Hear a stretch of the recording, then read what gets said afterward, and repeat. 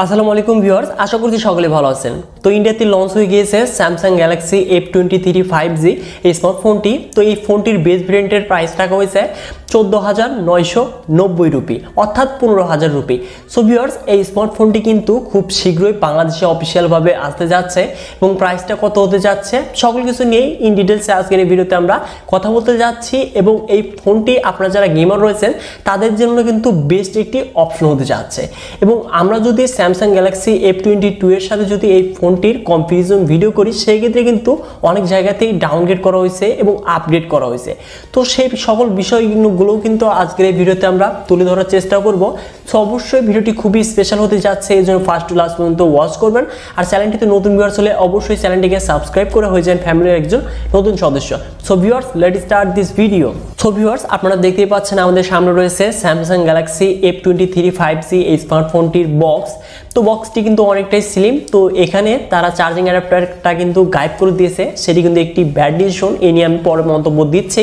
যাই হোক, এই ফোনটির বক্সটিকে আনবক্সিং করলেই দেখতে পারবো ম্যানুয়াল বক্স, যার উপরেই থাকছে সিম ইজেক্টর, যার মাঝে দেখতে পারবো আমরা type C to type C cable, তার মাঝে থাকছে কিছু পেপারস। তো যাই হোক, তার নিচেই দেখতে পারবো আমাদের কাঙ্ক্ষিত স্মার্টফোনটি। তো তার নিচে কিন্তু কোনো কিছুই থাকছে না। তো এই কিন্তু বক্স কন্টেন্ট হিসাবে। তো এবার মুভ করা যাক এই স্মার্টফোনটিতে। তো এই স্মার্টফোনটির ফ্রেম এবং রিয়ারে দেখতে পারবো প্লাস্টিক ম্যাটেরিয়াল, যেটি কিনা ম্যাট ফিনিশের সাথে আসতে যাচ্ছে। তো যাই হোক, সাদামাটাই ডিজাইন থাকছে। এবং এই ফোনটির পোর্টস এবং বাটনে আসলে ফোনটির ডান সাইডে থাকছে ভলিউম আপ এবং ডাউন বাটনের সাথে পাওয়ার বাটন, যেটি কিনা সাইড মাউন্টেড ফিঙ্গারপ্রিন্ট হিসেবে কাজ করবে। এবং এই ফোনটির টপে থাকছে সেকেন্ডারি নয়েজ ক্যান্সেলেশন মাইক্রোফোন এবং বাম পাশে থাকছে ট্রিপল কার্সল, যেখানে আমরা দুটি সিম সহ একটি মেমোরি কার্ড ইউজ করতে পারবো। এবং এই ফোনটির নিচের দিকে থাকছে 3.5mm audio jack, primary microphone, USB type C port এবং স্পিকার গ্রিল। তো এবার আসি এই ফোনটির ওয়েটে। তো ওয়েট হতে যাচ্ছে 198 গ্রাম এবং থিকনেস 8.5 মিলিমিটার।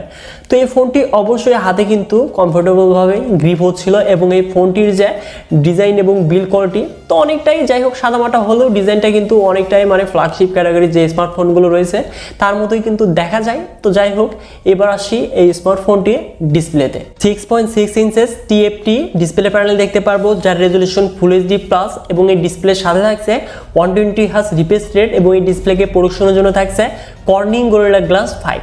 সো অবশ্যই স্যামসাং গ্যালাক্সি F22 তে কিন্তু ছিল সুপার অ্যামোলেড।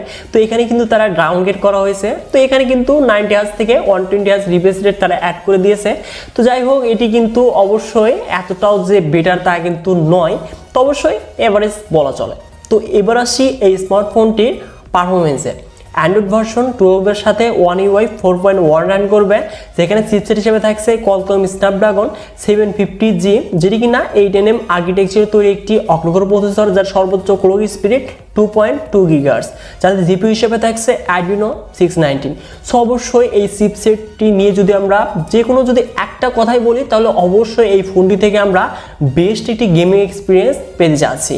সো অবশ্যই আপনারা যারা গেমার রয়েছেন, গেমিং করবেন বলে ভাবছেন, তাহলে অবশ্যই এই ফোনটির জন্য ওয়েট করতে পারেন। তো এবার আসি এই ফোনটির র্যাম রমে। তো ফোনটি আমরা মোট দুটি ভেরিয়েন্ট দেখতে পারবো, 4GB এবং 6GB র্যাম, যার টাইপ LPDDR4X এবং 128GB স্টোরেজ দেখতে পারবো, যেটি টাইপ UFS 2.1। এবং ভার্চুয়াল র্যাম তো থাকছেই। আর হ্যাঁ, ভুলে গিয়েছি, এই ফোনটিতে কিন্তু আমরা পাবজিতে ভেরি হাই অ্যান্ড আল্ট্রা সেটিংসে গেম প্লে করতে পারবো।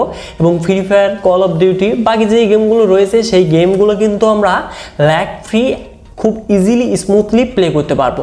সো অবশ্যই আপনি যদি গেমার হয়ে থাকেন, তাহলে অবশ্যই এই ফোনটি আমি আপনাকে সাজেস্ট করব। কিন্তু এখানে কারণ আছে, আমি ভিডিওর শেষে বলছি। তো এবার মুভ করা যাক এই ফোনটির ক্যামেরাতে। তো রিয়ারে দেখতে পারবো আমরা ট্রিপল ক্যামেরা সেটআপ, যার মেইন ক্যামেরাটি 50 মেগাপিক্সেল, যার অ্যাপারচার বলতে 1.8, সাথে থাকছে 8 মেগাপিক্সেল আল্ট্রা ওয়াইড এবং 2 মেগাপিক্সেল ম্যাক্রো লেন্স, যেটি দিয়ে আমরা 1080p 30fps সর্বোচ্চ ভিডিও রেকর্ড করতে পারবো। তো এখানেও কিন্তু ডাউনগ্রেড করা হয়েছে F22 এর চেয়ে। তো সেখানে ছিল কোয়াড ক্যামেরা সেটআপ এবং এখানে দেখতে পাচ্ছি আমরা ট্রিপল ক্যামেরা সেটআপ। এবং ফন্টেও কিন্তু ডাউনগ্রেড করা হয়েছে, কারণ সেখানে ছিল 13 মেগাপিক্সেল সেলফি ক্যামেরা। এবং এই ফোনটিতে দেখতে পারবো আমরা 8 মেগাপিক্সেল সেলফি ক্যামেরা, যেটি দিয়ে 1080p 30fps ভিডিও রেকর্ড করতে পারবো। তো যাই হোক, এখানে কস্ট কাটিং করেছে তারা। তো এবার মুভ করা যাক এই স্মার্টফোনটির কমন ফিচার্সে LAN, Bluetooth 5.0, GPS, NFC radio, USB type C port এবং এই ফোনটির সিকিউরিটি হিসেবে থাকছে সাইড মাউন্টেড ফিঙ্গারপ্রিন্ট স্ক্যানার, যেটি কিনা অনেকটাই ফাস্টের স্পিডে কাজ করছিল।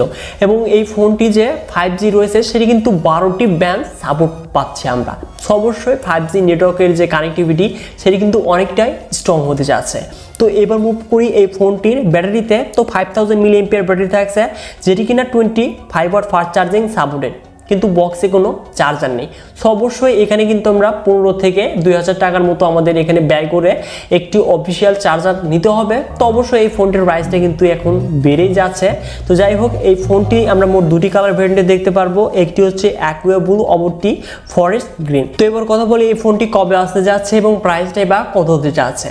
তো আগামী মাসের শুরুর দিকে এই ফোনটি লঞ্চ হওয়ার অনেকটাই সম্ভাবনা রয়েছে এবং প্রাইসটা আমরা 22,000 টাকার আশেপাশে দেখতে পারবো।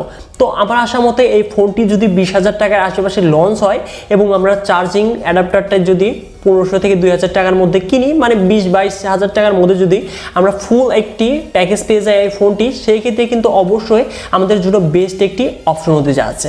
এবং এই বাজেটে কিন্তু অনেকগুলো ফোনই কিন্তু এর মধ্যে লঞ্চ হবে।